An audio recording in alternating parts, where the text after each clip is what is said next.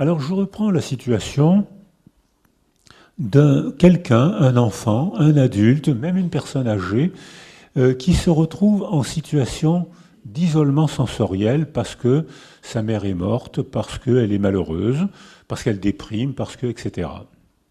Alors on voit que les fibres préfrontales ne sont plus stimulées, c'est-à-dire que l'arborisation préfrontale s'arrête et les fibres se couchent. On a l'impression qu'il y a une atrophie, mais c'est une fausse atrophie, parce qu'il suffit de réorganiser le milieu pour que les fibres préfrontales se redressent et que cette pseudo-atrophie disparaisse.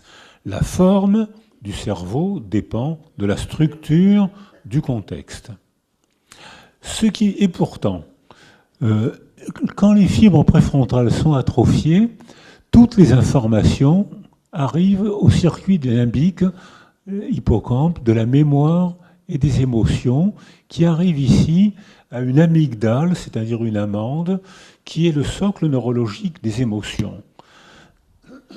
Ce qui veut dire que lorsque la personne qui portait ce cerveau, elle était génétiquement saine, neurologiquement saine, tout allait bien. Sauf qu'un malheur arrive dans sa vie, un malheur environnemental arrive dans sa vie. Il y a la guerre, les parents disparaissent, il y a une violence conjugale, il y a un malheur contextuel ou malheur passé qui est inscrit dans la mémoire, et la niche sensorielle de l'enfant est appauvrie, et les fibres préfrontales se couchent, et elles ont pour fonction d'inhiber le fonctionnement de l'amygdale. Et si les fibres préfrontales se couchent, l'amygdale n'est plus inhibée. La moindre information devient pour l'amygdale une alerte intense. Ce qui veut dire que, pour quelqu'un qui a un tel cerveau, le moindre événement est un trauma.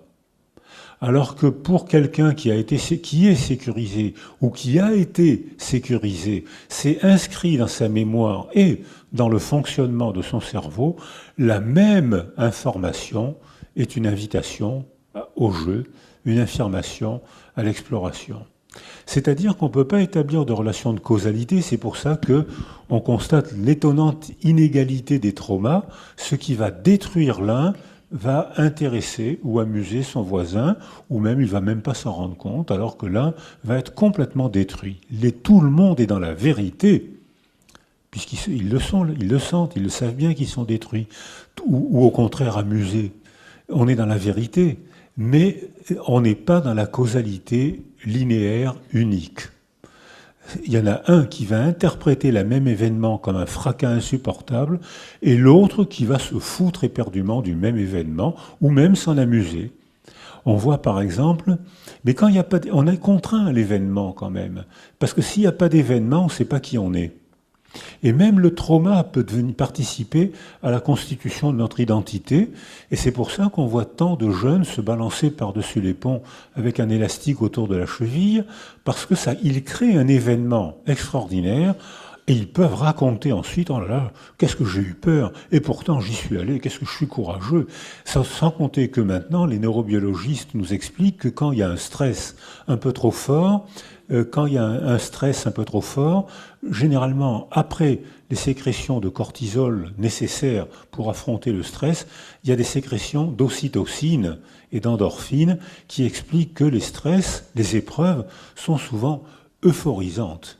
Et c'est pour ça qu'on voit que tous ces gamins qui se balancent par-dessus des ponts, qui vont se mettre à l'épreuve, après, ils sont euphorisés. Enfin, quand il y avait l'élastique. Là,